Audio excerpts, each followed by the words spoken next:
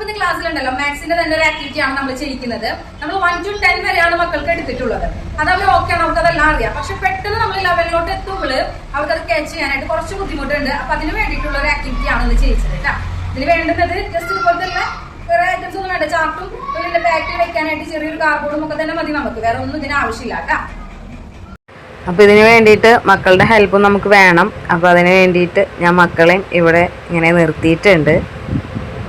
ശ്രദ്ധിച്ചേ, ടീച്ചർ മക്കൾക്ക് 1 തൊട്ട് 10 വരെ കറക്റ്റ് ആയിട്ട് അറിയൂലേ? എണ്ണാനൊക്കെ അറിയാം അല്ലെ? എഴുതി ടീച്ചർ എല്ലാവരും കാണിച്ചു തന്നതാണ്. ഇനി 10 വരെ അല്ല നമുക്കുള്ളത്. ഇനിയും ഒരുപാട് നമ്പേഴ്സ് ഉണ്ട്. അതില് 10 കഴിഞ്ഞിട്ടുള്ള കുറച്ച് നമ്പേഴ്സ് ടീച്ചർ പറഞ്ഞു തരാം കേട്ടാ. അപ്പൊ നോക്കിയേ, 10 ആണ് നമ്മുടെ ദേവുവിന്റെ കയ്യിലുള്ളത് അല്ലേ? ഈ 10ന്റെ ഒപ്പം നമ്മുടെ 1 അങ്ങോട്ട് കൂടി ചേർന്നാലുണ്ടല്ലോ ആരാകുമെന്ന് അറിയോ നിങ്ങൾക്ക്? 10ന്റെ ഒപ്പം 1 ഒന്നിച്ചാൽ ഇവര് ഫ്രണ്ട്സ് ആയി കഴിഞ്ഞിട്ടുണ്ടെങ്കിൽ ആരാകും? ഇതാരാ? ഇതാണ് നമ്മുടെ 11.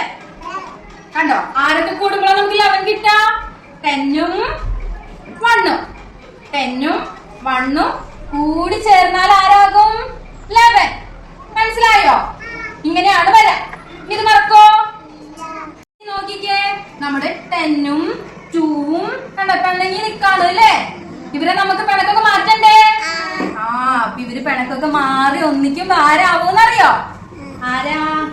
12. നമ്മുടെ 10ഉം 2ഉം പിണക്കൊക്കെ മാറി അവര് കൂട്ടുകാരായാലും നമുക്ക് ആരെ കിട്ടും? 12നെ കിട്ടും. ഇനി ഇത് മറക്കോ? അപ്പൊ നമുക്ക് 11ഉം 12ഉം മാത്രം പഠിക്കാട്ടാ. അപ്പൊ നോക്കിക്കേ, 11, 12 ഇത് രണ്ടിന് ടീച്ചർ മക്കൾ മറക്കോ? 10ന്റെ കൂടെ 1ഉം 2ഉം പിണക്കൊക്കെ മാറി കൂട്ടുകാരായാലാണ് നമുക്ക് ആരെ കിട്ടാ? 11ഉം 12ഉം കിട്ടാ. ഇപ്പൊ നമുക്ക് ഇത് പഠിച്ചാൽ മതി. അതിന് ശേഷം നമുക്ക് അടുത്തതൊക്കെ പഠിക്കാം കേട്ടാ.